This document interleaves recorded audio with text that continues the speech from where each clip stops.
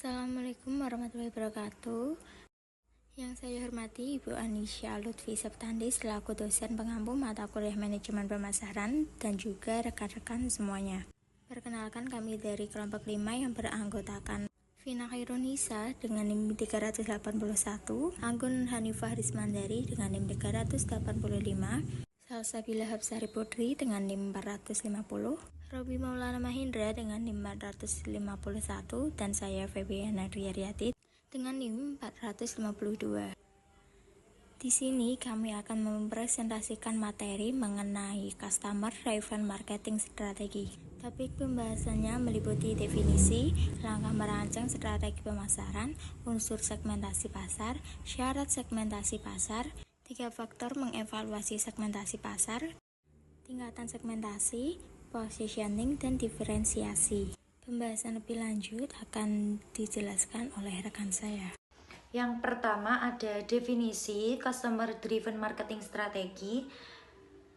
Customer Driven Marketing Strategi dapat diartikan bahwa para pemasar menyusun strategi untuk mengetahui dan mengenal pelanggannya melalui informasi dari pelanggan itu sendiri.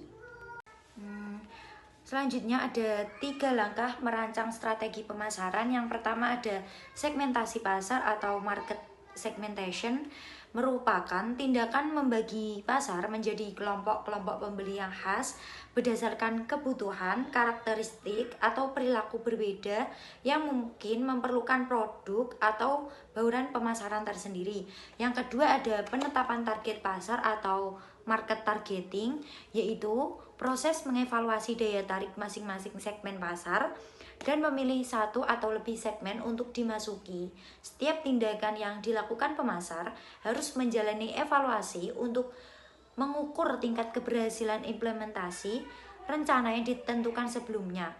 Yang ketiga ada menentukan posisi atau positioning, yaitu pengaturan produk untuk menduduki tempat yang jelas, berbeda, dan diinginkan produk pesaing dalam pikiran konsumen sasaran.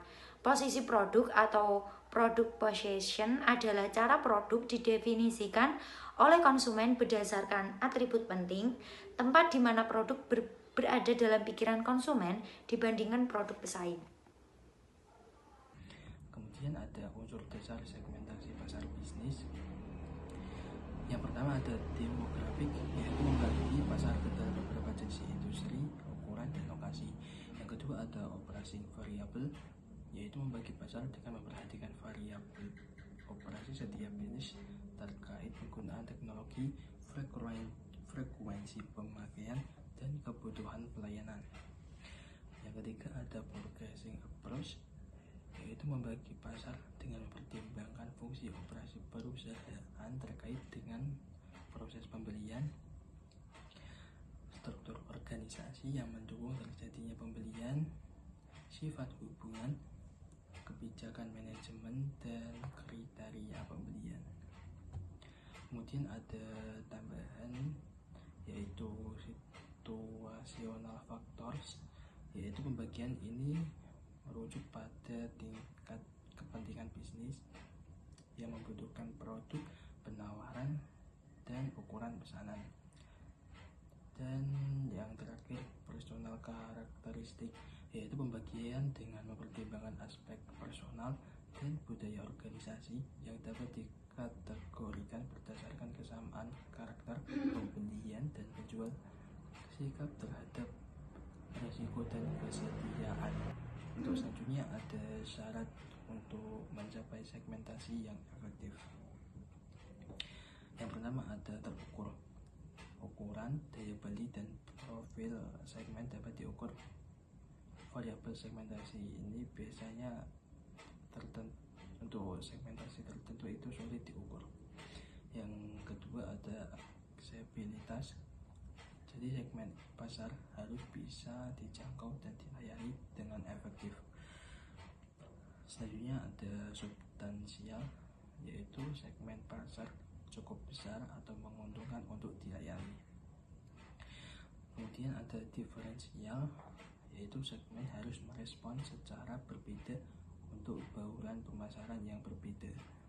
Kemudian yang terakhir dapat ditindaklanjuti, yaitu program yang efektif dapat dirancang untuk menarik dan melayani segmen. Selanjutnya ada 3 faktor mengevaluasi segmen pasar.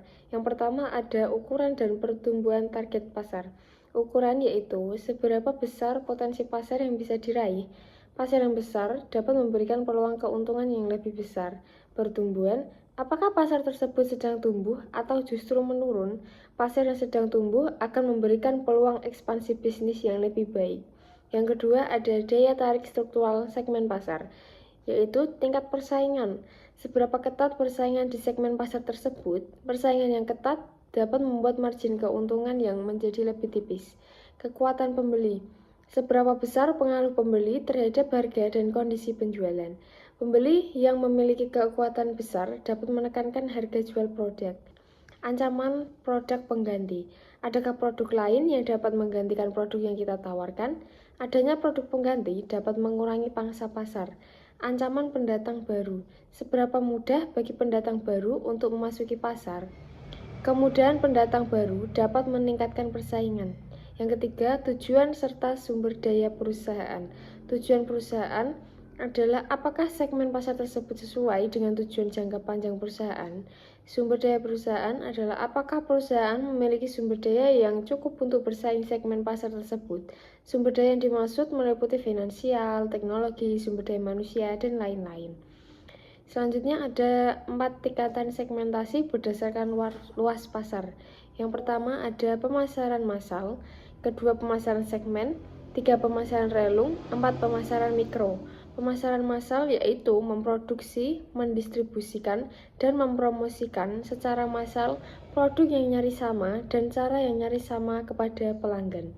Yang kedua, pemasaran segmen, kelompok besar yang dapat diidentifikasikan dalam sebuah pasar keinginan, daya beli, lokasi geografis, perilaku pembelian, dan kebiasaan pembelian yang serupa. Yang ketiga, pemasaran relung, yaitu kelompok yang cenderung lebih kecil, biasanya pasar kecil yang kebutuhan tidak dilayani dengan baik. Yang keempat ada pemasaran mikro, lokal dan customerisasi. Lokal adalah target pemasaran disesuaikan dengan kebutuhan dan keinginan kelompok pelanggan lokal. Customerisasi adalah kemampuan untuk mempersiapkan secara massal produk dan komunikasi yang dirancang secara individual untuk memenuhi kebutuhan setiap pelanggan. Di sini saya akan menjelaskan materi tentang positioning. Yang pertama ada definisi positioning. Positioning adalah sebuah strategi yang berusaha menciptakan diferensiasi yang unik dalam benak konsumen sehingga terbentuk citra atau image merek produk yang lebih unggul dibandingkan merek produk pesaing. Selanjutnya ada materi memilih strategi positioning. Strateginya ada 3. Yang pertama, identifikasi keunggulan bersaing yang memungkinkan. Perusahaan perlu mengevaluasi beberapa faktor yang dapat memberikan keunggulan, yaitu kualitas produk, harga, pelayanan, inovasi, dan distribusi. Yang kedua ada memilih keunggulan bersaing yang benar. Pemilihan keunggulan ini didasarkan pada beberapa kriteria.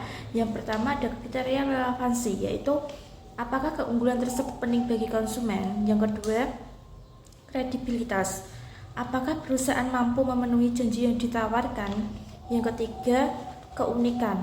Apakah pesaing lain sulit meniru atau memberikan hal yang serupa? Dan yang keempat, keberlanjutan. Apakah keunggulan ini dapat dipertahankan dalam jangka panjang? Strategi yang terakhir yaitu mengkomunikasikan dan menyampaikan posisi yang dipilih. Pesan komunikasi harus mencerminkan keunggulan bersaing yang telah dipilih dan harus disampaikan melalui berbagai saluran pemasaran yang efektif seperti iklan, media sosial, konten pemasaran. Selanjutnya ada kesalahan utama dalam positioning. Yang pertama, kesalahan converted positioning, yaitu pembeli tidak bisa diyakinkan tentang posisi perusahaan.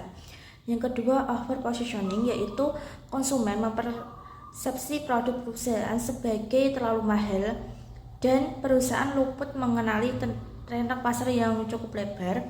Yang ketiga ada under positioning, yaitu pesannya kabur dan konsumen tidak begitu mengerti apa yang dimaksud perusahaan.